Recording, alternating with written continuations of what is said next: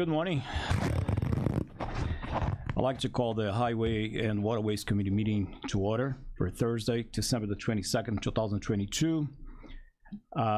First of all, I'd like to welcome all the new members to the committee and also all the other members to a brand new part of this committee, which is Waterways. So it'll be a very exciting meeting for Kankakee County in the ways that we are starting with a new piece in this committee here, which is Waterways, part of the highways. So I don't have any public comments here. I'd like to ask for a roll call, please. Mr. Carrico? Present. Mr. Dennell? Present. Mr. Featherling? Present. Mr. Smith? Present. Mr. Snipes? Present. Mr. Swanson? Ms. Rittman-Agemi? Present. Ms. Armour Earps? Mr. Ashcraft? Ms. Turner? Present. Mr. Wheeler? Present. Mr. Alexander Hildebrand? We have a quorum. Thank you. As I said, I don't have any public comments on my desk here. So next on the agenda will be the approval of the minutes for November 10th, 2022. Can I take a motion, Mr. Smith? Mr. Smith, okay. Mr. Fedlin is seconding. Everybody in favor signify by say aye. Aye. Anybody opposed, the same sign. Okay, which carries. Next will be some presentations. We have two very exciting presentations for today. The first one is going to be led by, Mr. Wheeler here. The Chairman Wheeler is going to be talking about the first one, which is the Yellow River Bank stabilization. So thank you, Mr. Chairman. The first presentation is let's do that one second, please. We'll do this one here. This is a kickoff to the committee. So the new members understand, and then really the current county board members understand why we put Waterways in this committee, and kind of moving forward. So Mr. Chairman, if you want to run through things and then ask me to jump in when needed, is that sure? Okay. Not a problem. So this is the new part of this committee. So the Waterways now is going to be under the highways together with that. So that's to oversight the county highways operation, along with, we're going to be county led by a Waterways project also. So this is going to be, we continue to do the, oversight the highways operations and approve the bills and everything else, and continue working with the bridge. But on top of that, we're going to be looking into other areas outside of the purchase of the highway equipment and everything, and solar and wind. just so the committee knows, all of the road use agreements go through this committee, and then Greg, that's why he hired we hired a legal firm to represent us on this very complex issue. Correct. But the applicants all have to pay for those lawyers. Right. And if we're forgetting something, Greg, please let us know. I try to be just real general at the beginning. That's currently what we do with highways right now. Right. Yeah, for the most part. I'd say there may be one or two other things, signage and dedications and stuff like that. Yeah. So the second portion of, or the other part of this committee would be with the Waterways Division. Like I said, it's going to be also together with under the highways. And we're going to do some of the work to actually do the dredging of the Kankakee River. And we're going to try to work very, very hard. And this is not something that's going to happen overnight. It's going to take time. We have things in, plans in place already for clean up the boat launch that we're going to be having in Aroma Park. The dredging will be there. $1 million, if I'm not mistaken, it comes off from the $7 million. Is that correct, Mr.? No? Is that a separate one? Separate. Okay, so it's in addition to the $7 million. Correct. Okay, so we have $1 million appropriation that was via the Senator, Joyce for the dredging part only. So we're going to be starting, I believe, in the spring this coming year. Well, we'll hear some more about that in the next presentation from the gentleman from Burke Engineering. Okay. We'll wait and see what their because their report is I haven't seen yet completely. Right. So we'll be unwrapping that present together. Correct. Intended, so we have an estimated completion for 2023, but like I said, we got to go by what is happening, and things could change a little bit. Here you see some of the areas that we have an accumulation of sand there that need to be, cleaned and. Does dredged. everybody know where that's at? This is the Aroma Park Bridge going across. Ryan's Pier would be just off to the right of the screen. And actually, if you were to put red around another area, it would be going forward from the boat launch until it goes back into the channel. That's all very shallow in there as well. It is. So, yeah, there'll be more of this to as a matter of fact, just a little bit of a history here. A few years back, I was actually with the boat that I had. I was actually in that area, and I ended up getting stuck in some of the sand over there. Yep. So the same little area there. It's also of note that we have permission. We will have to execute an agreement in this committee with the Kankakee Valley Park District, because they're going to allow us to de-water the sand on site, which is a huge step, because then you're not trucking it somewhere to sit and let the water run out and then having to truck it somewhere else. So we're limited on the amount of sand we can get out only by the $1 million. We Right. can't go over that. So if the big cost is trucking, obviously the key is don't move it more than you have to. Make sure all the water's out, which we have to anyway per the regulations. But then find a local source for that, and I think we have one. So Okay. more to come on that too. I'll have Chairman Wheeler talk a little bit about the State Line Bridge. Sure. So this is, well, at the state line, duh. But just of note, there's only about a 6-inch sliver of that whole bridge that's actually in Illinois. But if it falls in the river, it's all in Illinois. And it's all on us to get it out of there. So that's one of the reasons that this is such a concern. You see how low it is to the water. That bridge, I believe, used to be over 17 over the river by Skeeters, Fisherman's Wharf, whatever generation you're from. Now it's, what is it, Del Mar or something like that. It's a Mexican restaurant. But it's a cow catcher for trees. That's all it is the trees coming from Indiana, because it's so low over the water, and it puts torsional stress on the bridge. So it wants to push it in. It's also the scrappers love it. They've taken the metal off of it, so every day there's less bridge than there was a day before. So just as you can flip to the next slide. This is what happens over time, and this can happen in a season. The Indiana Commission that we'll talk about, that I'm on with those counties in Indiana, along with Iroquois County in Illinois, we've already cleaned this out twice on the state line, and they've actually come around to the Illinois side to get some of the trees out of there as well. That get wedged under the bridge. This becomes a real problem because the water jets around these little jams and eats the shoreline on the other side of the river, and there's Illinois residents' houses, Kankakee County residents' houses right there. And so they could lose 10 feet of shoreline in a season if this happens. So, and where does all that silt go? Goes right into the river and goes downstream and clogs up other stuff. So it kind of gives you an idea why State Line Bridge is a problem. It was closed 20 years ago. Most of the bridge, as I said, is in Lake County, but there's a memorandum of understanding to repair this bridge based on the federal highway fixing another bridge just down from this, okay? So we, as a county, Newton County, Lake County, we were all bound to this second agreement to fix this bridge. But here's the rub. The cost to reopen was estimated to be about $2 million to go in there, and so we had money set aside. Greg has money set aside for our part of that. We have a percentage of that, of the local match that we're paying. Problem is when they did the bids, they came in well over $10 million, and that would be just an estimate because they didn't really bid the approaches to this bridge, which are underwater about 6 months of the year. The other part of it is it's eligible to be preserved, historic, so it can't be renovated for current load limits for safety or anything else. So you're really, as I call it, you're in a cyclone of stupid here. You have the federal government keep telling us to do a bridge that can't be a bridge for modern vehicles because it can only be restored to historic the situation. So are we gonna, and there's what, I think Bones was here, he'd tell you, there's maybe 4 houses out there that haven't had this bridge, maybe 5, 10, whatever, but they haven't had this bridge for 20 years. Public safety goes around it, goes to 41 and comes back in, and the Moment side of things up there, if you're going, that's how they're dealing with it. So it's really unnecessary. We would only have a walking bridge, an ATV bridge, a fishing bridge, and a cow catcher because it would still catch all the trees and have all those problems. So everybody's opinion is that stupid money. We should move the bridge and preserve it. And so, believe it or not, that is taking up steam to get that bridge out of there.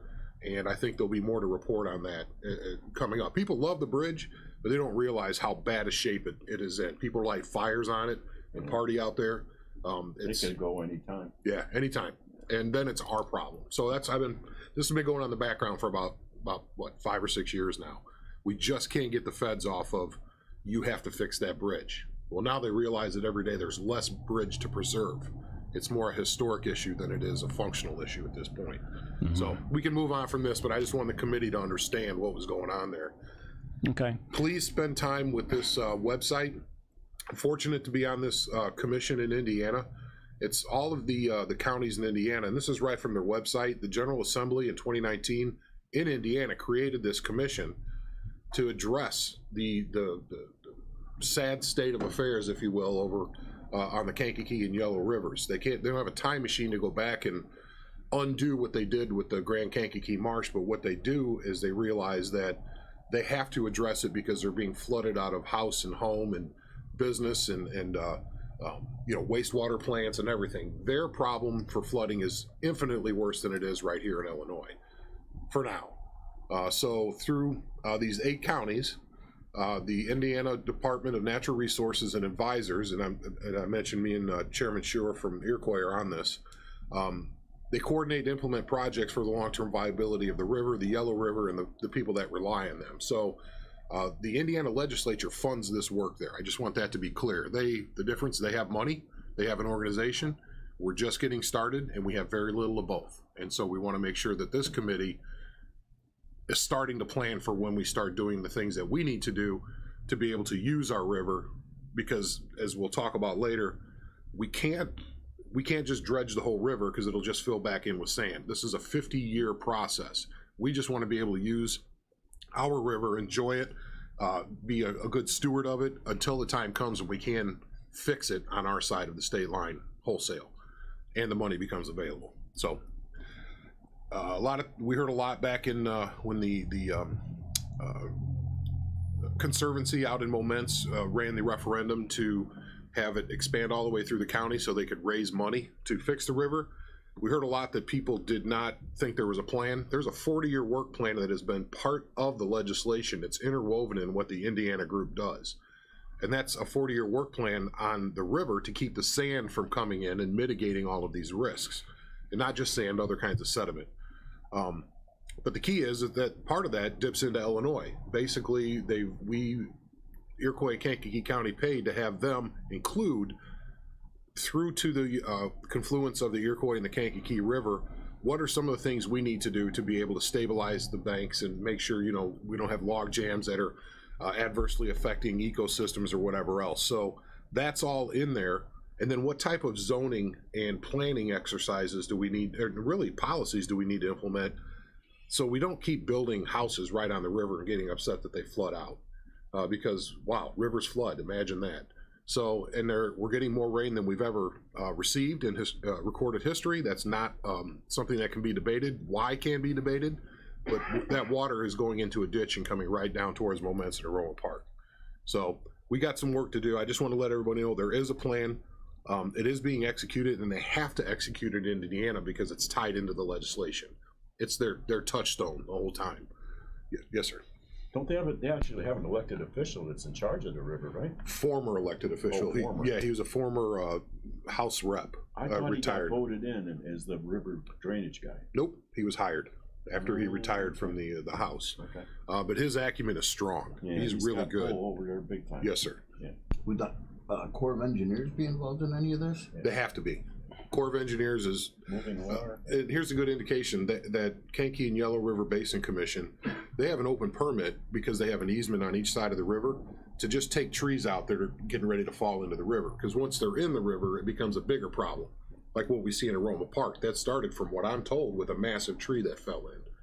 And then all of a sudden the water slows, it drops the sand, and it backs up. So I'm not an expert here. I've just been talking to them for about 5 years, making sure, getting versed on what they're dealing with. This is Indiana. This should tell you a lot why we have a problem here. It's like an iceberg of sand. Every time it rains, it calves in sand into the water. And so this is one of the main strategies they have in Indiana is we've got to solve this immediately to keep the sand out. So if you go to the next slide, what they do is Burke Engineering has developed a technique for building tables, if you will, and we can explain more about that. And they're here if they want to comment on this afterwards. But sloping back, so when the river comes through there, and then planting long-rooted plant systems to keep that in place, driving the logs that they're reclaiming from the site into the ground, leaving the root ball, but driving them in. You'll see some of those pictures in a minute, and it holds everything in place. Then it can be a river because it's going to flood, it's going to go over its bank, but it's not taking all the sand with it. That's the key. And if you flip again, it's just incredible the kind of work. You see the root ball sticking out there on the bottom?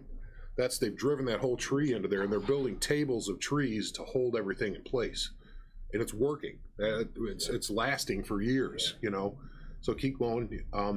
This is another one here. Access is a big problem in Kankakee County. You see that truck on the one on the left?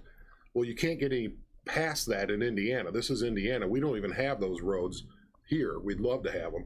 But this is what they do, is they're sloping that back, putting type of netting, riprap where appropriate, and doing it the right way instead of just throwing rock down, which creates little eddy jets that dig out more sedimentation and make the problem worse. So we can keep going.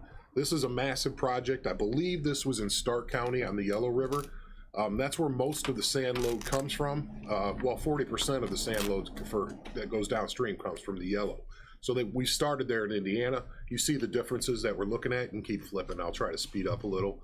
Now, this is a video. Down in the corner, if you would hit play, if you kind of mouse over, this kind of shows you the scope and really scale of some of this stuff. It's real brief, but it just gives you an idea of what we're doing over there. Because the river's low here, by the way. That's those stumps driven the other way, right on the normal table there? Yes, those are the stumps that are driven in. And great fish habitat. Oh, yeah. Not good for lures, but good for fish. You're right. My lures would end up in there. So it's just not, and they'll point all the way downstream. The scope on this is significant. This drone footage. Did they re-pull that bank, Andy, or did they pull that back down? They pulled it back. It was straight up and down, or 45, should I say, and they pulled it back and then covered it. On the other side, they did it more pronounced. That hydroseed then? Yeah. And then you see on the right side there of the screen, that's going all the way down towards the bridge. You'll see that from another view, but that was really peeled back because that was almost a straight, 45. So you can move on to the next one. So with this committee, we created the Waterways Division. We have a $7 million appropriation from Senator Joyce. The thought is invest in the equipment that enhances access to and enjoyment of the river, as mentioned, but do the work out of the highway department. We do have the local 150 operating engineers there. They do have, if it gets really complex, they do have an aquatics division of 150 that can be accessed if we need to. But why go chase money project? We could spend the $7 million and get one project done because we're paying for the labor and all that. Why not invest in the equipment to maintain the river, as we said, until the big fix can happen 15, 20, 30 years down the road? We can begin that process, because you got to stop the sand from Indiana first, or else you're just throwing money away here by wholesale getting the sand out, because it's going to fill back in 6 months, maybe, so in certain spots. Let's see here. Remove the sediment from the boat launches, stabilize banks, remove log jams. Strategic maintenance is the key, and we're just not going to go chase down people's dock on the river. That's if it gets away from them. Now, if it becomes a hazard, it's getting ready to take something else out, then we would probably address that. So utilize the 40-year work plan to address our side of the state line as funding permits, and plan for 2024 in this committee for the appropriation to, the budget, to be able to execute and purchase that needed equipment and start getting the ball rolling. So we're starting this now. Don't expect us to be making major decisions, but we're going to need to figure out what we're going to appropriate in 2024, what's necessary for the highway department to be able to do some of these things. Yes, and we will continue with the long-term maintenance of this, but then also Indiana will continue to maintain their side, so we don't, not just like we fix our side and then the sand will continue to come from Indiana. So they will continue to prevent that from happening. Exactly. And its key is also, don't forget, it's not just sand from Indiana. The Iroquois River is a much worse problem after it gets into the Kankakee. There's much more volume of water, and the sediment load is massive of silt. So Wilmington is probably the one area that'd be happiest for us to help to fix this stuff, because they're going to be underwater down the road. I mean, most engineers predict that they're staring down, they say, the barrel of the gun in a way. Right. So, if we flipped, I don't know if we have another slide here or not, but you can't really see this, but the one on the right's an amphibious excavator, so you can get out into the water. You can put different attachments on it, grab a tree, cut it off. Some of the equipment we'll talk about, you can shove that whole tree into a shredder and shred the whole tree, and so you don't have all of this carrying them around back to your yard, Greg, and then shred them over there. You can do them on site, which saves money. But also, there's some of these sand filtration and sediment systems that you can put on the bottom of the river, or a major feeder into the river, like a singleton ditch or something like that. If it's agreed upon in an engineering sense that it's appropriate, we're going to keep all those doors open and really go look under any solution, look for any solution we can find that is viable. So, but those are, and you can't really see this, but we have a preliminary list of equipment that will be added to. We're also going to work with the Conservancy out there, because they're going to need some equipment to do work on their side of it. They want a pontoon, so in order for the DCEO's regulations to be met, there have to be bids on stuff like that. So we need it's a custom build for what they want to do. I'm asking them to add a hydro seeder on it, so we can just give them seed and maybe funds for gasoline, and they go hydro seed some banks for us. That would be a nice opportunity for them in their part of the river that they legislatively have dominion over, which is basically moments all the way to the state line. That's their stretch. We have to work with them, and we should. But they're very limited on their funds. So we're going to talk more about that down the road as well. Mm-hmm. So that's it for this part. Is there any questions about that? I want to make sure the committee's good on the purview. And anybody any there may not be something for one comments? Committee to talk about with the river, but because we'll always have the bills to pay for highway. Right. So I just want to mention that too. Anyone? Questions? Comments? No? All right, I'll try to run through the next one real quick. I just got this yesterday, and this was exciting. The first projects we decided to tackle were the major sediment contributors into the Kankakee. And when I say we, meaning the Indiana Commission. Kankakee River Basin, Yellow River Basin Development Commission. Two in the acronym letters. So 45-degree sandbank, you see it on the right, December 2020. We flip to the next one. That's facing west, the same spot basically. And look what it's become, 2021. And east. So again, reducing the amount of material coming into the river, that's what we should be high-fiving everybody around us about. They're finally addressing this whole idea that, the state line, that the river doesn't stop and become something else. You know what I mean? It comes down to us. So this is Stark County. So the next one, you see kind of what they're doing there. This is the Benoit property. This one is kind of strange. So there it is now. Back up one. House is getting ready to fall through the woods into the water. And then now look at it. It save the house, save the shoreline, and it's not feeding any more sediment, or at least as much sediment into the river. You should also remember that ever since the glaciers receded, there's been sediment coming this way. It's just coming in big loads now when we have a big rain. So here's another one, Stark County. It's the project site. That's a before. This is the M bend. This one's really pronounced. This is a big area of sediment load on the M bend. There's before and after. Keep going. Here's another one. It's just amazing. The amount of work that is done, and reclaiming trees to use as part of the project is also kind of a cool aspect to this. There's Marshall County, and this is the last slide. It's working because it's all that stuff is staying in place. So after a year, so as those plants grow up, that's better for us, to keep that stuff in place. So that's what I had as far as, I think that was the last slide. So any questions, comments? Okay, so next will be the yes, we have Burke Engineering. Burke Engineering, yes. Your presentation. Yes, please, and introduce yourself, sir, to the group, please, Charles. Yep. Hello, my name's Charlie Deweese. I'm a consultant engineer, a civil water resource engineer, and work for Burke Engineering out of Indianapolis. We also work closely with the Chicago office and do a lot of work through Illinois as well. We helped and are working with Scott Pilas, who directs the Kankakee River, Yellow River Basin Development Commission, which Andy alluded to. He talked about that this is a greater watershed effort and that there's a plan, a work plan, 40-year work plan. So we helped in forming that initial work plan, and then we've been working with Andy over the last several months to get the funding needed for getting these initial projects, sediment management projects. And so we've peeled off this first one, the Aroma Park, and we're excited to start work on this. I have a presentation lined up, and would it be possible to just share the presentation, go over the project with you all? Is that okay? I think you should be good. Yeah. Yeah, I think.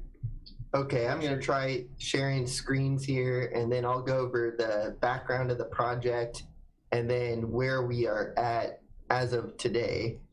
So let's see here, do this and see if I can do slideshow. Okay, are you all able to see the slides? Yes. Okay. Yep. Perfect. Well, we're calling this Aroma Park Boat Launch Dredging Design Project. And essentially, Andy's already outlined the need for the project. The Aroma Park Boat Launch is used for access to the waterway for a variety of reasons from the fire department and other entities. So it's critical that boat launch be clear for boat operations, and currently it's very sedimented in with all the sand. And so we have started a study of the project. We've collected data in the area, topographic data, and I'll go through that. And then we're working on an initial design. So I'm just going to go through the surveying and also the initial design, what our plan is, at least as of today. So we have some objectives, which is just to free sediment from the boat ramp and the launch area at Aroma Park, to allow for free boat passage downstream, and to remove noxious sand sediment between the park and an island, which is in the middle of the Kankakee River in the immediate area, both upstream and downstream of the boat launch. So we'll show you this area in the coming slides. And basically the design process for getting the site cleared for conducting the dredge operation is four steps. So we are through step one, which is we've performed a site observation, and a few of our staff members, technical staff, went out with Andy on a few months back, and we were able to make some site observations, and then we returned to the site with a bathymetric design or bathymetric equipment team, and they were able to get soundings off the bottom of the river and get GPS elevation points from the sand that is accumulated in the area where we're proposing to dredge. So all that information is incredibly useful, and I'll go over it in the coming slide. So since we got through that first phase, we've got our data. We are now working on coming up with a dredge design plan. The next phase of that would be early next year, this coming year, 2023, we want to get a permitting effort and coordination going with state and federal agencies. So this would include Illinois Department of Natural Resources, Illinois EPA, and the U.S. Army Corps. Anytime you dredge out of a river system, you need to get a Corps permit to do that. So we will be working to coordinate, communicate our intentions to those agencies, get an initial plan in front of them, and make sure we're doing it in a permittable way. And then I always like to tell folks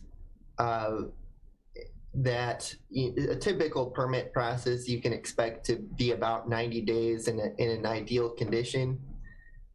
So if we're able to get a plan out in front of these agencies early next year, January, February, and get it in for permitting, we're looking at maybe May or so, April, May, when something would be fully approved.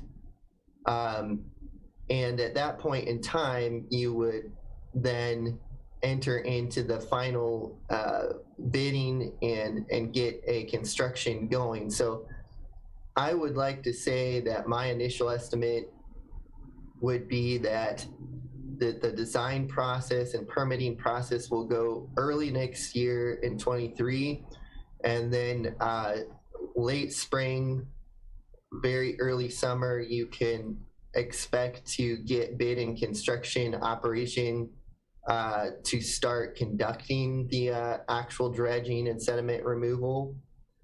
And for the amount of sediment we're talking about, I'll go over that a little bit more later in the slides, but this will probably be a 3 to 4 month type of operation. It's not a tremendous amount of sediment. There are some very efficient sediment removal contractors out there that do this all across the country. That for this site, it's really not too much sediment. We're talking maybe 8 to 10,000 cubic yards, give or take, depending on where we arrive with final design. So that's kind of the outline of the process. And here's an aerial photo of the site that we were able to shoot with it's a high resolution drone image, and that was collected in this fall. And what it shows you is the current, basically the current state of the area around the boat launch. So you can see the boat launch up in the north part of the image. And then I've areaed, kind of blocked out in yellow there, what I call the blocking sandbar. So that's the main obstruction to getting out of the boat launch is this large sandbar. But then in addition to that, even beyond the sandbar, you have quite a bit of accumulated sediment. And then we did observe there is a deeper pool on the left side of the image there that is something that's working pretty well with the existing river system. So we believe that area can be targeted to connect to for getting a boat launch path, if you will, because it's already a deeper water area.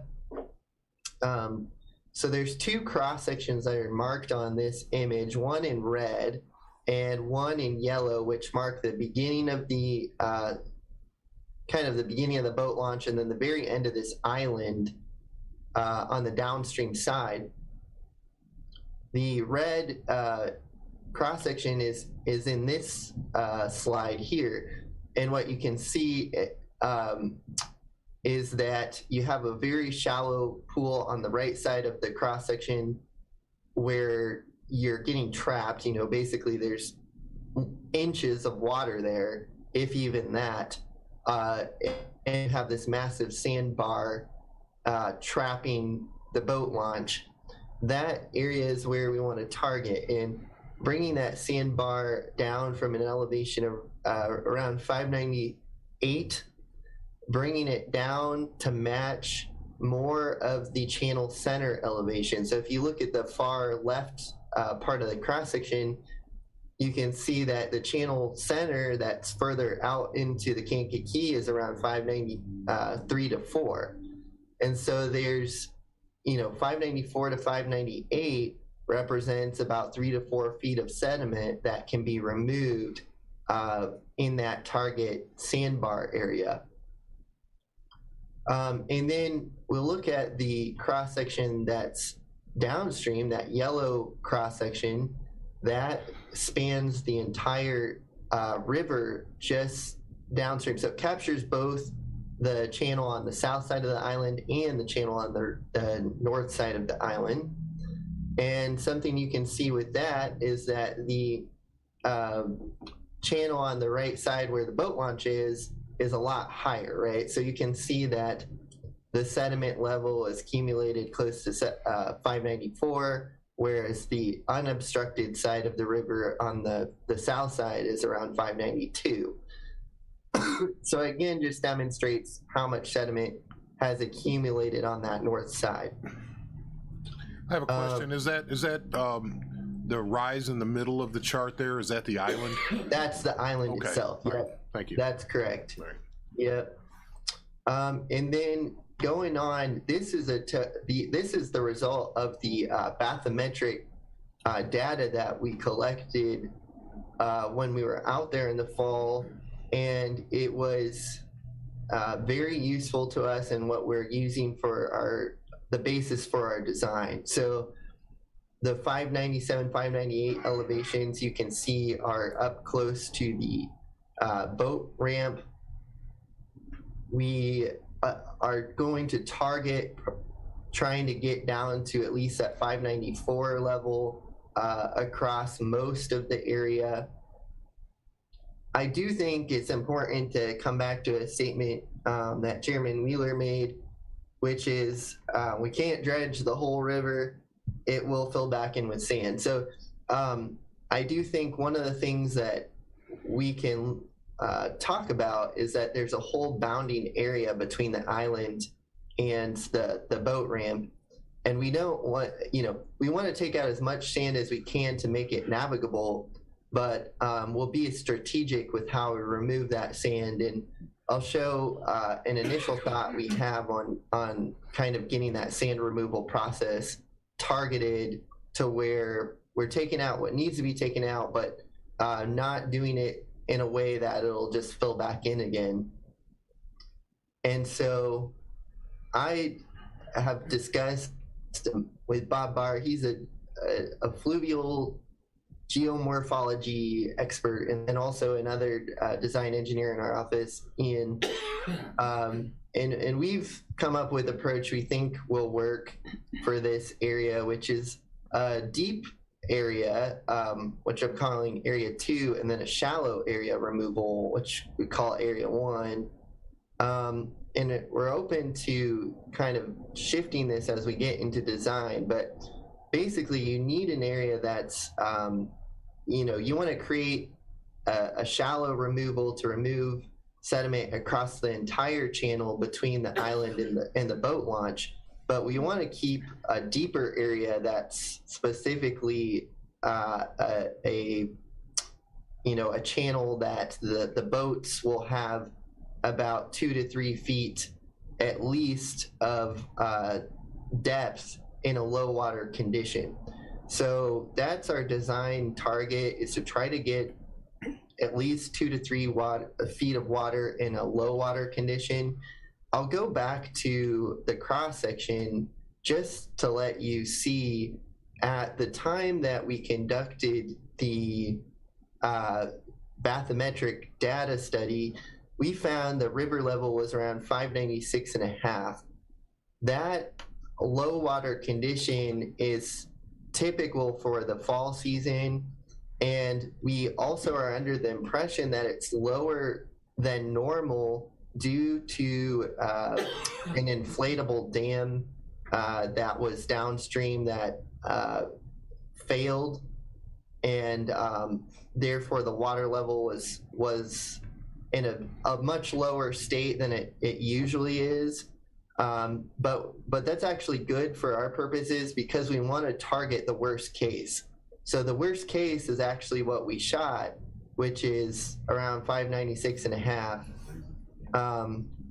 And so we want to get at least 2 to 3 feet in that deeper channel.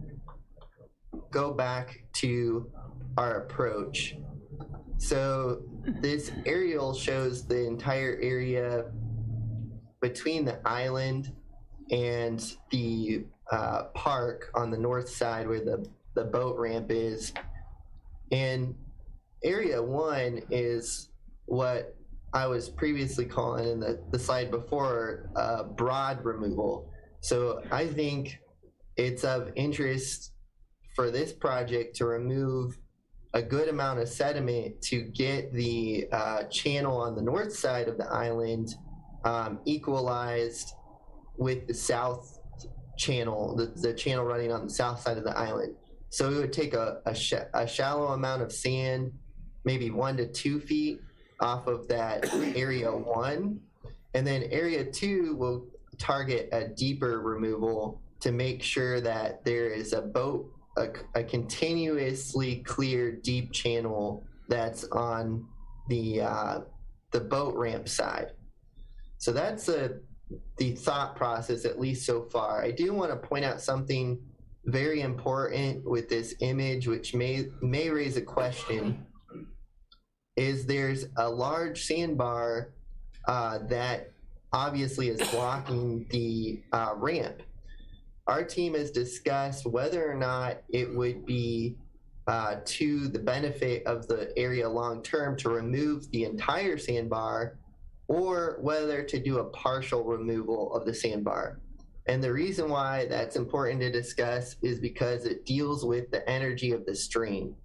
So if our team, after further discussion, believes if you remove this entire sandbar, that it actually will be long-term not as good for the system, because when you force water, when you have water across a wider area, it has less energy. So it's going to drop out more sediment.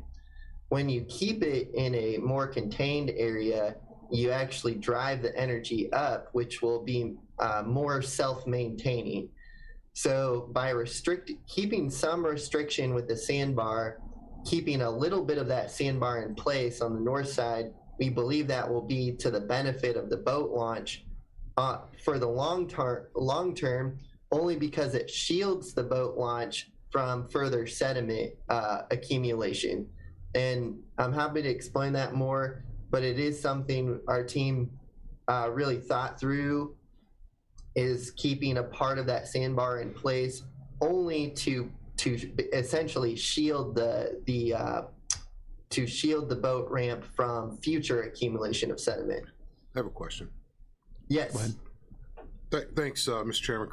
Charlie, I was going to ask about that. I'm glad you explained it. So I guess 2 things. Basically, you're also creating another boat launch that's out of the current, if you will, which makes it easier for people to get their boats in the water there. Because there is only one other location on the river that I know of that's out of the current, and that's the one in Kankakee at Beckman. So that would be a benefit as well. Now, is there a way that you would solidify that and make that a permanent feature with either plant systems or something to make sure that, see, I get the concept. It's almost like you're putting your thumb over a garden hose to increase the pressure a little bit. Yes, you know, just to get around there and keeping things moving, because when the water slows, that's when it dumps its load.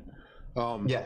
So I get that. You know, the sediment, to me, I love the idea, but is there a way to keep it so it's, I don't know, more permanent, if you will, to lock it in place so it's not as shifting as the other sandbars we have? Yeah, you hit basically my next discussion topic, which is the area shown in blue. If it will long term of that, keep it clear to install some energy control features, which we can tow into the sandbar and to the bank itself. Some of those would include things like a riffle or a crossvane. So what crossvane does is essentially, I'm going to stop share for just a second. Basically, it forms a V, kind of like a chevron type shape. and the energy is directed from the outside of the channel to the center of the channel. So we believe it might be of benefit to create one or two of these type of cross veins right in the area of the, just upstream or even in the area too, to keep energy shooting through, that just like you use that garden hose metaphor.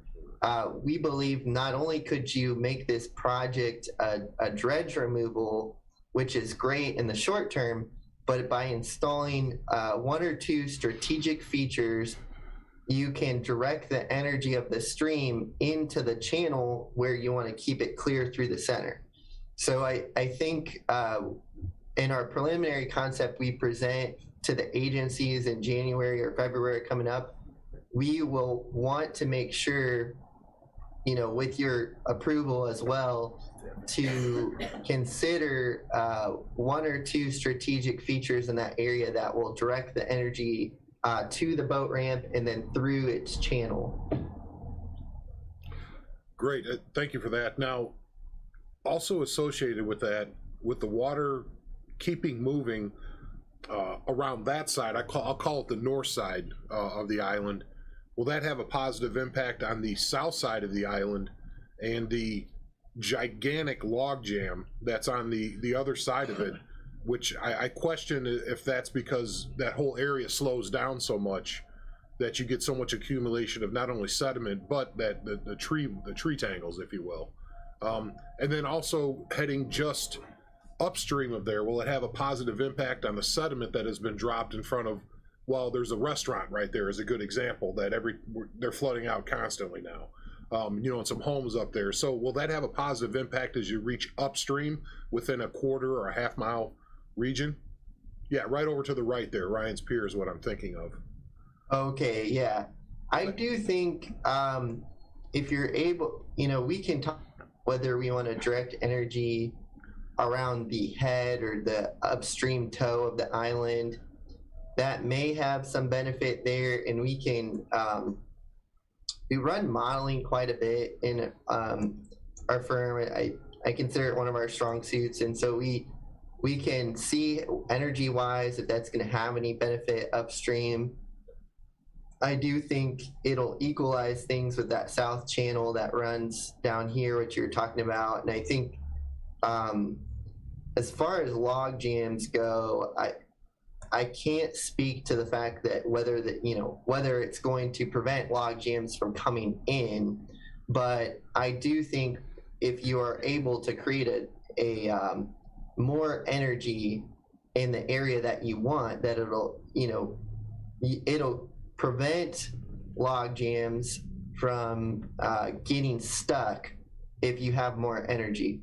The other thing that folks are doing in river systems that we can consider doing here is to create a strategic trap area for log jam on either side of the river.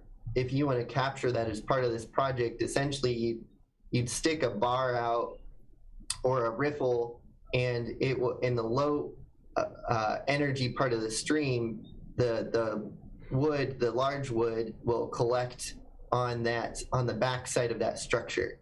So you can do something like that. If we're interested in trying to incorporate that into the project, but for now we're just focusing on the sediment removal aspect, and it's really going to stretch from upstream of the boat launch. I believe when our team was there, Chairman Wheeler, you walked out to, there's a property that's near Bridge Street, and they have a boat ramp as well. We would target the upstream end of the sediment removal at that particular property, and then the downstream end of the sediment removal would be the downstream end of the island. That's where our limits of work are right now, and then adding in, as we discussed, a couple of in-stream features or towed-in features that will direct the energy through keeping a channel clear for the boats. Charles, I have a question here. In this area that you're just presenting right now, what's the depth for the water there right now, and what are we planning to achieve in terms of that later after the removal of the sand? Yeah, that's a good question. So I'm gonna go back to just briefly to the PowerPoint. Reshare my screen again here, technology. All right. So if we go back to the observation 1,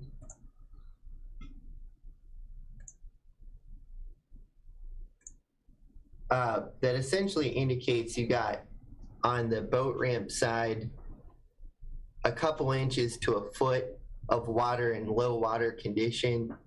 We are going to target at least 2 to 3. So we want to get down that you would have relief down to a 594 elevation. That would give you almost about 3 feet across most of the channel. That would be our target during the low water condition. When you would have that 2 to 3 approaching 3 foot range of water depth, which would accommodate almost any type of boat that you're going to use out on that side. We have been told that there's not as much need to go upstream of the islands, that most of the trafficking to get out would go downstream. If that changes, let us know, but that's what we're targeting right now, is about 3 feet of water, standing water that could be used for boats. Okay, so in that case, it's gonna really gonna increase navigation quite a bit. So it's gonna improve the ability for boats to navigate on a area. So my next question would be related to phase 3 that you presented before. You mentioned that in phase 3 you're gonna be in communication with DNR, Armed Corps Engineering, right? Correct? Yes, that's correct. Okay. Yeah. Now, is there any other federal agency that you are including in this, or you have the need to include, such as the U.S. Coast Guard, the Waterways Management, that deals with inland waterways? No, not to our knowledge. We, for the most part, when we're looking at a project of this type, it's going to be an environmental impact that it is most captured by agencies in terms of the regulations. So there aren't, for example, the Coast Guard and other agencies will publish guidance on depth of water that's recommended for certain vessel types. But in this case, the agencies are going to be interested in what environmental impact you have on potentially any tree removal, sediment getting into or out of the river system, and sediment control during the process. Also be interested if you are blocking any areas and creating, making flooding better or worse. And so that's what those processes are set up for, is basically river floodplain impact, river wetland impact, and then tree systems. That's what those 3 agencies, the Department of Natural Resources, EPA, and Army Corps, will look at. So I don't think it would require any other feds, to answer your question. Okay, thank you.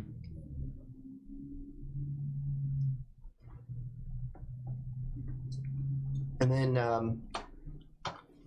I didn't really have too much else to present. It was kind of getting out in front that I think, we do need to do a strategic type of removal, a shallower area and a deeper area, possibly add, in fact, I think I would recommend at this point adding in a couple of strategic features to keep that area deep. You end up around this area, and we may be able to get this number a little bit higher. We're not taking out sand just to take it out, but we do want to make sure that it's going to create that target 2 to 3 foot of standing water for navigation. And you should end up with around 8 to 10,000 cubic yards of sand sediment. There is a disposal site nearby that Chairman Wheeler has been in discussions and believes would be the recipient of the dredge spoil, if you will. Another thing that we will need to do early on next year is, in addition to presenting our preliminary design plan to agencies, we will need to present that design plan to the Kankakee Valley Park System and to outline a specific area at the park where temporary dredge spoil can be deposited.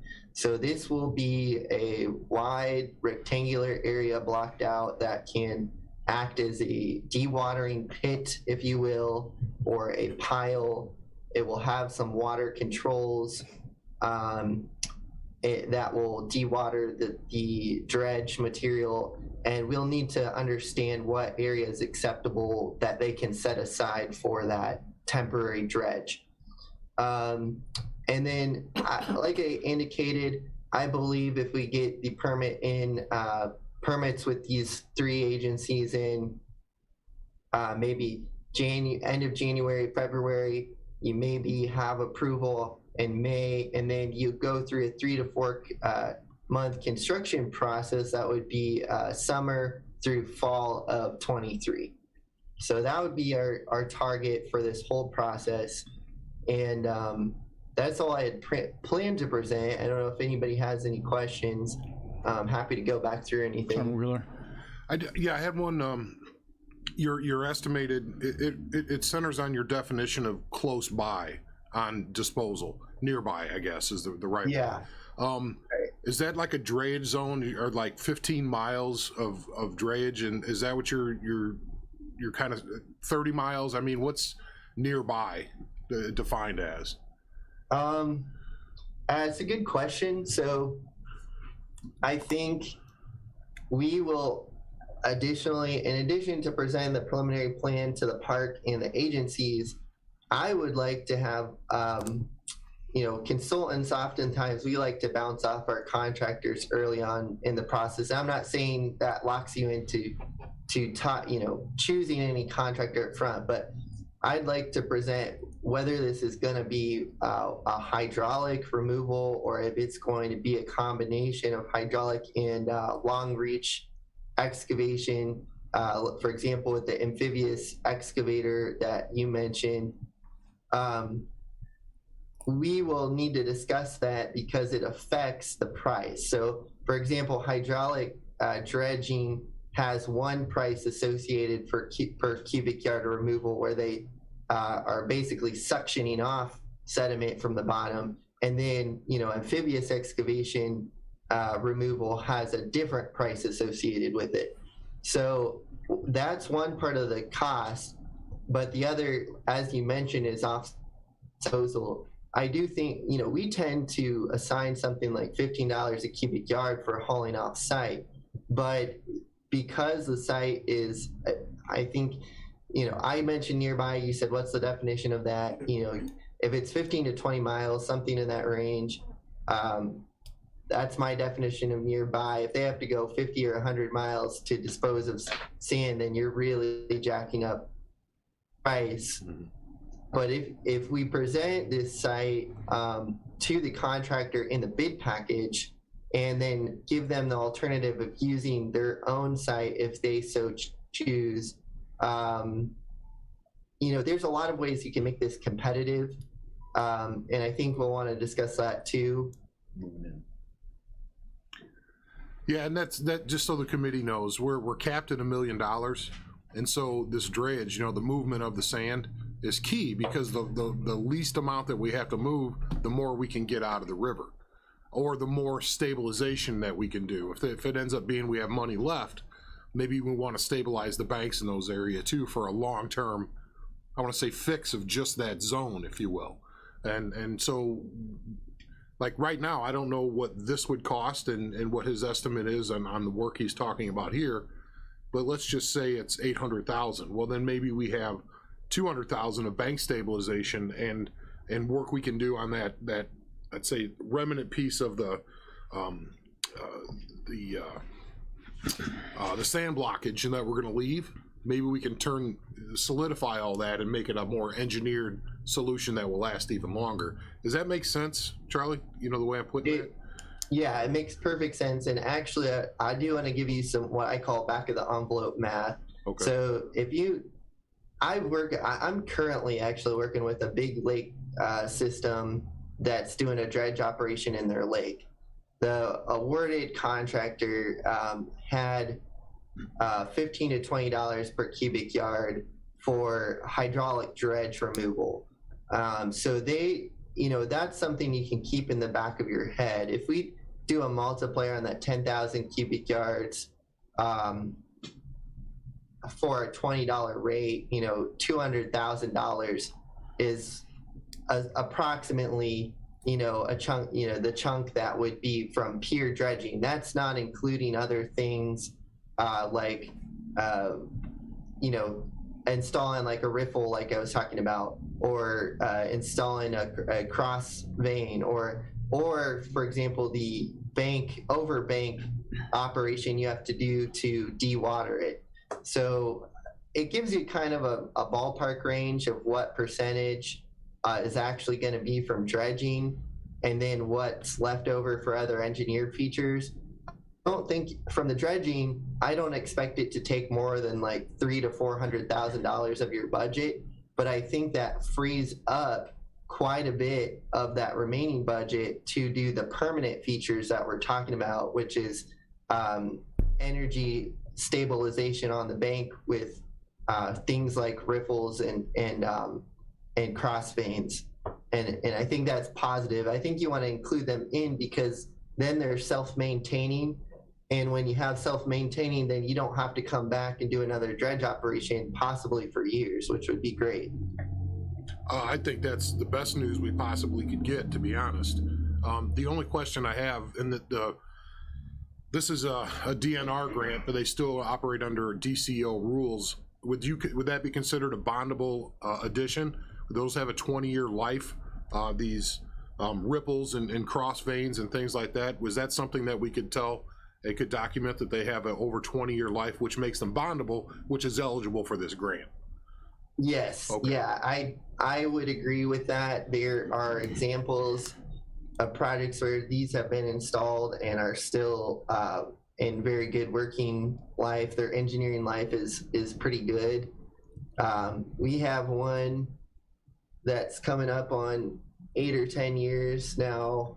There's ones that are much older than that, 15, 20 years. And there's a lot of literature written on riffles and cross veins, which are the two that I mentioned to you today.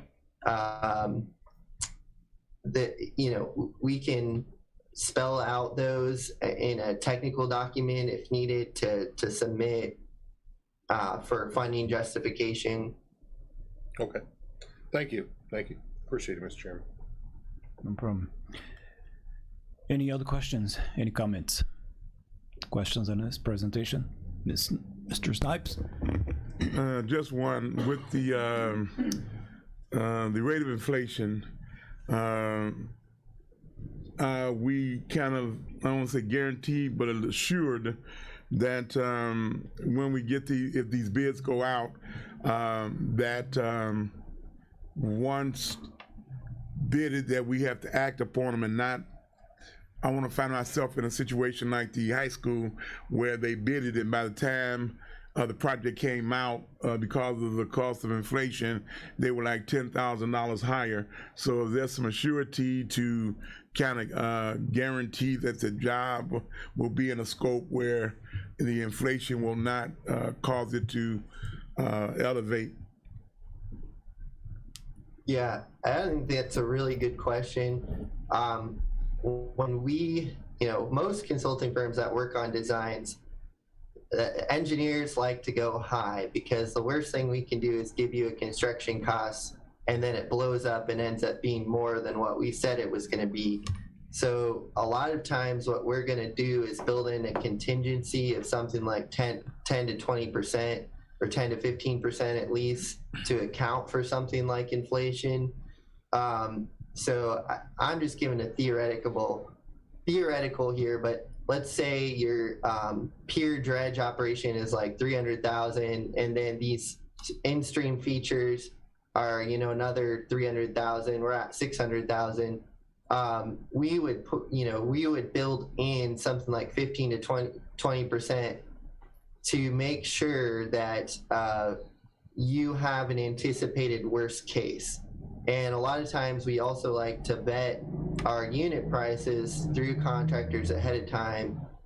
So, you know, I've been on working basis with some of the dredgers that are out there. They will be able to tell me ahead of time what their current rate is, and they may be able to tell me a projected rate. So I think that's something we can keep in mind to address your concern of dredge inflation. Thanks. Mr. Fetterland? Hey, Charlie, John. Microphone, please. Charlie, John Featherling's my name. I was Okay. involved with the project similar to what you're talking about here. We tried to do it about, I don't know, 8 years ago, 5 years ago, I'm guessing, with the with another engineering firm from down here, and we ran into several obstacles. But isn't most of the cost of the dredge getting the dredge there, putting it in the water, getting it going, and once it gets going, you could run for days for minimal amounts more? Yeah, you're absolutely right. So the dredge firms that I've worked with, like Dredge America, they do these operations all over the country, but it does cost a lot of money for them to set up their equipment. And so a high cost is going to come from the mobilization, but then once they've got their equipment in the water, they can run for months and work pretty efficiently. So I think that's a pretty fair statement that a lot of it's just the setup. Well, does it drop? I know it drops the cost per yard, you know, down considerably, but we didn't have any idea about how much it was going to cost to haul it away. We were planning on leaving it in a pile at that time. We won't be able to do that where the location we're talking about now, but there's an issue around the bend, just around the bend from there. I don't know if you guys rode down the river, you know, a quarter mile around the bend there where the Iroquois comes in there. There's a real fill and sediment problem there where the river's getting choked up or it gets stopped there, and that's why a lot of that sand is dumping there. But I didn't know, you know, what the chances were of going, if we have enough to go, or if we can come up with some more funds to go around the bend some more. We had several people that were willing to donate at that time funds to help get that around the bend there, because there's a couple businesses that are there that are like choked out. There's a marina there that used to be, they sold, you know, a lot of boats, a lot of service work and things like that there, and you can't even get to that because of that. Just around the bend there, the sand just piles up right there. And I think you get two kinds of yuck there. You get sand, and you get it's kind of like clay water, you know. It's like gray clay that it digs out. So you got that mixing together right there, and you can see in it pictures from overhead the drastic color change in the water just from the muddy clay silted water coming out of the Iroquois. And it's real slippery. So the sandbars past the Iroquois are slippery when you stand on them, and then the sandbars, you know, up towards Aroma Park there, you can walk on. You know, it's nice to walk on. People swim on them. They have like a beach there, you know. So that area you're talking about leaving there, that's what'll end up there, is people will end up swimming there, and that's not a bad place to do it unless the current's too fast.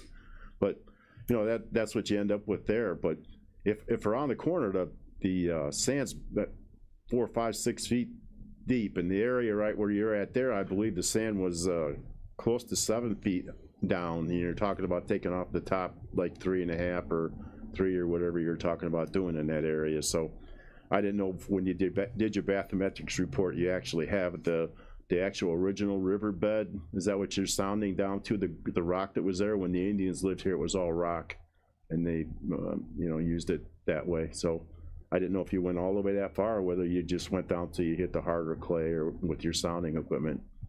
We have upstream reference of bedrock. So one of the things that's interesting is at the location of the boat launch, there is sediment that you can remove and not hit bedrock, but there are areas upstream of there where you don't go far at all down and you'll hit bedrock. So we do have the bedrock information, and there's some historic profiles that we can chase there as well. But we didn't, I mean, I guess to answer your question, we've got some historic profiles that we can compare against. We don't have a foolproof idea of every single location along the stream, what the original grade was. What we are trying to do rather is to look at the upstream and the downstream and create a line of energy that is cohesive, so that you're not essentially creating this really over excavated pit and then the upstream and the downstream are higher and then it's just going to act as a sediment trap. We don't want that to happen. We just want it to equalize with the upstream and the downstream grades. And as far as using the putting things in the river to slow sand down, just around the bend upstream, just the other side of the bridge, maybe, I don't know, 100 yards up there was an old bridge. I thought it was a dam, but I heard it was a bridge. They just blew it up and left it in the river there. It's rock, chunks of concrete and everything going across there, and it's causing like a natural dam. That's why the river's slowing down, or you can actually see it rise up over that rock bed that's up there. So that would be doing something similar to what you're talking about as far as like a sand trap type thing with you know, keeping the water moving because it's going over that rock and then slowing it down. And then we have another business that's in that area too that's concerned about, you know, people not being able to get their boats to their restaurant and stuff, which used to be everybody used to go to Ryan's Pier for dinner with their boat. And it's right like there, right where your finger, or, you know, in that area right there. There it is right there. And people would pull their boats up in the sand there and go in there and have dinner all the time. That place, you couldn't get a spot to park your boat there, you know, not that long ago. And now, like I said, nobody can even get that far. And if you go downstream just a hair, like can you go further, or you just have that once? Can you keep going? There you go. Well, there's the two rivers coming together. And if you go from where your cursor's at right now, from there all the way down to the point of that island, right, that one there, it's not even a foot deep. All that area right there is all 6 inches, 8 inches deep right there. Yeah, I think that is a really good point you make. There are areas up and downstream of Aroma Park that have these issues of shallow sediment or shallow water due to sediment aggradation or accumulation. But I think one of the things we want to make sure we pin down early is that if there, you know, what I was pointing out to you was that, I don't know if you can see the hand in here, but we had largely targeted or planned to target this circular band around the north side of this island around Aroma Park for dredge removal. That doesn't mean we couldn't do more, you know, across Bridge Street towards Ryan's Pier. You know, we can consider doing that. We just need to know now what the interest level is of expanding the range, because we don't have data collected upstream of Bridge Street, for example. And so we would need to get back into the field to collect more data if we're going to expand the dredge area. Okay, my thought is once we have it in the water, that, you know, if you come out of, I'm using numbers, you know, $200,000-$300,000 short, I think you can pump a lot of sand for $300,000. So, but you got to get rid of it too. You know, that's the problem after that. So, thank you, Charlie. Appreciate. Look forward to working with you further on this project. That's for sure. Yep. No, I'm excited for it too. It'll be a good project. Chairman Wheeler? Thank you, Mr. Chairman. We I just want to make sure that 300 to 400,000, you know, back of the envelope number, is that including the haul? That's the total bid price for dredge and haul, or is it hauling separate? I believe it would. So I'm saying the back of the envelope is 200,000 in today's current rate for cubic yard dredging. And then worst case, we add another $20 of cubic yard for haul, and that doubles it to around 400,000. That's, again, that's my back of the envelope math. That's not including, for example, whatever it's going to take to create a staged dewatering area at the park that, you know, sediment controls and riffles and things of that nature. But I do think it's pretty fair statement to say $200,000 of for just doing the dredge and $200,000 for removing the dredge. I think that's a pretty fair statement. So if we're going to talk about expanding the scope of what we're asking you guys to look at, we want to include the engineering fees and the other fees in the $1 million. So that we have to spend, obviously, because we don't want to go over that and then have to dig out of the general fund or Greg's budget. Well, yeah, we'll take it out of his, but no, I'm just kidding. But no, the thought is like, should I estimate about 150,000 for more engineering and permitting out of that $1 million? Just so we say, okay, we'll look all the way past Ryan's Pier. You know, I'm just trying to make sure I don't go over when we get to that point. Yeah, now I wouldn't say 150,000. But what I would say is your biggest effort, like cost-wise, is we have a firm we've been working with that has supplied the bathymetric to get our channel bottom depth information. They're going to have a little bit of additional. For example, if they go and do bath on more area of river, that's going to increase their cost. So we would just need to give them an expanded scope now. If you want to go further, tell us how much further you want us to go, and we'll go get the data, if that makes sense.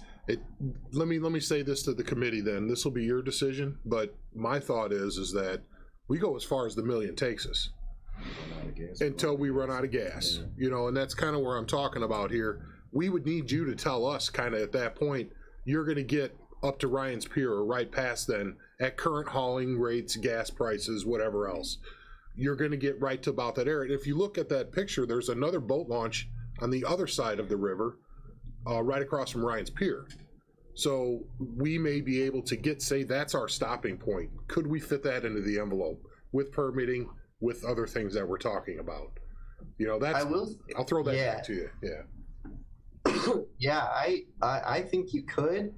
The great thing about permitting is permits don't increase in cost because it's a bigger area. So if I throw a plan sheet that shows, you know, this area of dredge removal versus this removal, it doesn't change the cost of the permit. So permits are going to be a fixed cost. Where the cost is going to fluctuate if we do a bigger dredge area is just basically cubic yards of removal and then more time in the field to collect all that bathymetric sonar information and possibly a couple extra plan sheets as well. So, I mean, it's going to increase engineering. I wouldn't say more than like another 50,000, something like that. Okay. Mr. Smith? Yeah, I was just curious, as far as the dredging goes, we're mostly, it seems, speaking about hydraulic dredging and the cost of getting rid of the spoils, if you will. What would the difference be between the hydraulic dredging versus any other type of dredging, and what would the difference be in efficiency? Yeah. And could we get stuck in an area where we choose one, but it requires the other, and then could there be a cost differential? Yeah, that's actually a really good question. But here's what I've learned from working on the dredge project I've worked on this year, is when you choose a hydraulic dredge, it's mixed with water, right? It's a slurry. And so you have to have what I call a dewatering pit or staging area. So that is going to require a substantial sized portion of the park where you temporarily discharge, if you will, a slurry mix of sand and water. The water will be filtered off and go back to the river. But that takes more space, and it takes a little bit more consideration for sizing out the dewatering area. If you're doing the amphibious, the consideration is you've got to create platforms and access, and you've also, but it is drier, right? So what you're taking out is still wet, but it's not filled with water. So, I mean, it's filled with water, but it's not a slurry. So you don't need as much in terms of volume for staging. I would want to vet out the two methods early in the year for you to see how they compare in terms of what we think we could do. And then, like I said, I think both methods, you're somewhere in the $20 per cubic yard, give or take. Any other question? Mr. Featherland? Would the cost of doing more lower the cost of doing the area by the ramp you're talking about now by having the equipment already there to do more work than if you tell the guy he's only going to move 100,000 cubic yards, you say, hey, well, we got 300,000 now. You could set a guy there for a while and leave him alone. So I will absolutely tell you yes to that question, because these particularly the really efficient, like big firms, construction firms that do dredges across the country, they are interested in big quantities. And so if you tell them, oh, I've got a job for 2,000 to 5,000 cubic yards, I hate to say it, but they're going to kind of scoff at it. But if you get it up to like 30, 40,000, you start to make it worth their while. It reduces their overhead costs, and they know they're going to be on the job for 3 to 4 months. It will, I do think there is a lower unit cost associated with removal if you expand the area a little bit. Chairman Wheeler? Thank you. So I think we're to the point where if the committee agrees, and we can do it via head nod, voice vote, whatever you want, let me continue to work with Burke to define this area. John is well versed in this as well. Mr. Featherling can be part of it as well. But to kind of look at that scope and what we're talking about, what a final scope would look like, considering we got to be in the $1 million envelope, and then all the benefits of doing that extra work. Does that make sense? So you're proposing a motion for this, for you to be allowed to continue with the work with Burke Engineering? Exactly. Expand to that $1 million envelope, if you will, because we originally just kind of voted, let's look at the not just launch. a head, not just like maybe a motion on it. Well, it's not necessarily on the agenda. No, it's not. Yeah, That's but we can still vote on it because it's not binding. We're not spending money yet. It's allowing me to go work with them to bring a number back on, okay, here it is. Yeah. So basically you're asking for okay for you to continue working with them, so just for the planning. Exactly. In a way. Just to kind of talk about what we did right here, talking through not to directly just spend any money at this point. Exactly. Yeah. To work on a plan that would tell you, for our $1 million, this is what you get. And these are the benefits of what you get. Okay, so exactly, it's not on the agenda here, but for that particular motion, so just give me a second, Mr. Snipe, go ahead. Can it just be exploratory as to the economic benefit of a projected cost of moving forward, since it is on the agenda as to what as far as the discussion is concerned. So hopefully if we can just do a head nod, that just gives him the ability to just span it further than where we are right now. Okay, I'm gonna give that to State's Attorney's Office there. John, Thank you, Mr. Chairman. You don't need a vote. You don't need a head nod. Chairman Wheeler can go ahead and do preliminary discussions with the engineering firm and come back to this board with whatever he finds out about it. But as far as gathering knowledge, does not require board action. Okay, thank you.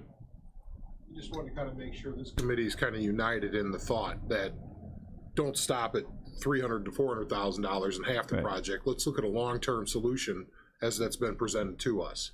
It kind of shifts our thinking a little bit. So if we're aligned, then let's do that, you know. So bottom line, you will continue with, you know, Correct.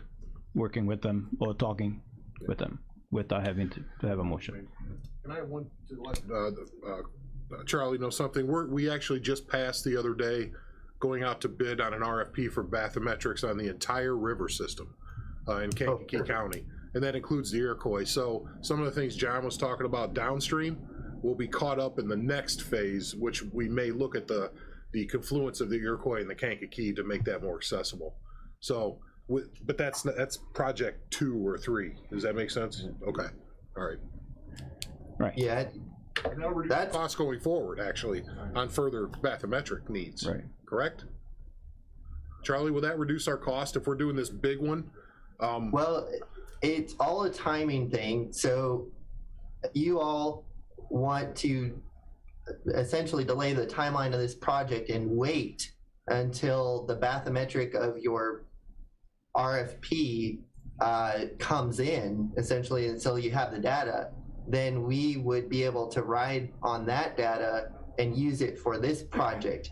But if you don't anticipate the bathymetric for that RFP getting done until, let's say, middle to end of next year, and you want this dredging done next year, then my recommendation would be to do our bathymetric separate from that bathymetric. But I leave it to you depending on the timeline you want.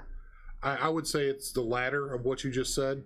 The would be to you do your bathymetrics, we'll do ours, whether it's in 23, even better would be 24 to see how much sand has remigrated into the area to see if there's any changes over that year. Mm-hmm. So that might actually be better that we do our bathymetrics in 24, if that makes sense to the group, you know, or late in the year, but regardless, 2 separate issues, but I think one helps the other. Okay. Okay, we're gonna be moving on. Thank you, Charlie, for the presentation and answering all those questions. We don't have any bidding or letting here. We're gonna move into the next item on the agenda, which will be the county engineer's pay estimate. You have that on your packet. You received that. So you had enough time to look into it. So what we're gonna do this time, we're gonna combine, make a motion to combine and approve the county engineer's pay estimates, and then after that, we're going to open it for questions if you have any. Can I have a motion? Mr. Fetherland, second by Mr. Smith. All right, so any questions on that? There will be a roll call, please. Mr. Carrico? Aye. Mr. Featherling? Aye. Mr. Smith? Aye. Mr. Snipes? Aye. Ms. Rittmanick-Emmy? Aye. Ms. Turner? Aye. Mr. Wheeler? Aye. Motion carries. Thank you. Next will be the resolutions, and I'm gonna go ahead and I'll pass to you for the record so you can read the first one, please. Okay, the first one is a resolution authorizing the county board chairman to sign a local agency agreement for federal participation and appropriating matching tax funds for resurfacing County Highway 18. This was a project that had gotten started before I was here. We'd done all the design work, got the plans done. This is the last step with IDOT. This is agreeing to pay our match, our share of the, the federal is paying 80%, we're paying 20%, and we also got a bonus. We got, I think, about $200,000 of COVID funds thrown in, which didn't cost us a cent. And this is just approving the agreement and appropriating the funds for paying for the project. We'll be just spending some money on that. Okay. For that, I'm gonna need a motion. Ms. Turner, can you make a motion for that? Thank you. Second by Ms. Rittmanick-Emmy, right? Okay. Mr. So we get- Carrico? Aye. Mr. Featherling? Mr. Smith? Aye. Mr. Snipes? Aye. Ms. Rittmanick-Emmy? Aye. Ms. Turner? Mr. Wheeler? Motion carries. Thank you. Second resolution? This next one is a resolution for maintenance under the Illinois Highway Code for our MFT program for next year. This is something we do every year. We appropriate the funds, and within this the amount is all the operations we do throughout the year, buying equipment or buying materials, paying for salaries, equipment rental, and general maintenance of the highway roadways. Can I have a motion to approve the resolution for maintenance under the Illinois Highway Code, please? Do I have a motion? Mr. Smith, second by Ms. McEmmy. There will be a roll call too. Mr. Carrico? Aye. Mr. Featherling? Aye. Mr. Smith? Aye. Mr. Snipes? Aye. Ms. Whitman McEmmy? Aye. Ms. Turner? Aye. Mr. Wheeler? Aye. Motion carries. Thank you. Next. All right, next one is a resolution authorizing the county board chairman to sign an engineering agreement with Hampton, Lenzini, and Renwick Incorporated and appropriate motor fuel tax funds to design a bridge replacement on County Highway 17 in Sumner Township. I don't know if all of you are aware of this, but we had to close a bridge based on an inspection IDOT made, and this is the resolution to get the design process started on replacing that bridge. Okay, can I have a motion for that resolution, please? Ms. Turner, second by Mr. Smith. There will be a roll call, please. Mr. Carrico? Aye. Mr. Featherling? Aye. Mr. Smith? Aye. Mr. Snipes? Aye. Ms. Whitman McEmmy? Aye. Ms. Turner? Aye. Mr. Wheeler? Aye. Motion carries. Thank you. And the last resolution. All right, this is part two of a two-part process. Last month, we approved a resolution appropriating funds for my salary, which has to be done every year with IDOT. This is stage two, and this is the resolution, the agreement with IDOT, all the fine tuning and the terms you can see on the agreement itself, but this is just the last step that IDOT requires to formalize that agreement. All right. So we're gonna need a motion. Mr. Snipes, second by Mr. Smith, and there'll be a voice vote on that one. So everybody in favor signify by say aye. Aye. Anybody opposed, same sign. Motion carries. All right. Is there any old business? Any old business? You know? Any new business? Do we have any new business? Any other business? Any other business? No? Can I have a motion to adjourn, please? Mr. Featherland, second by Ms. Turner. Everybody in favor signify by say aye. Aye. Anybody opposed? The same sign.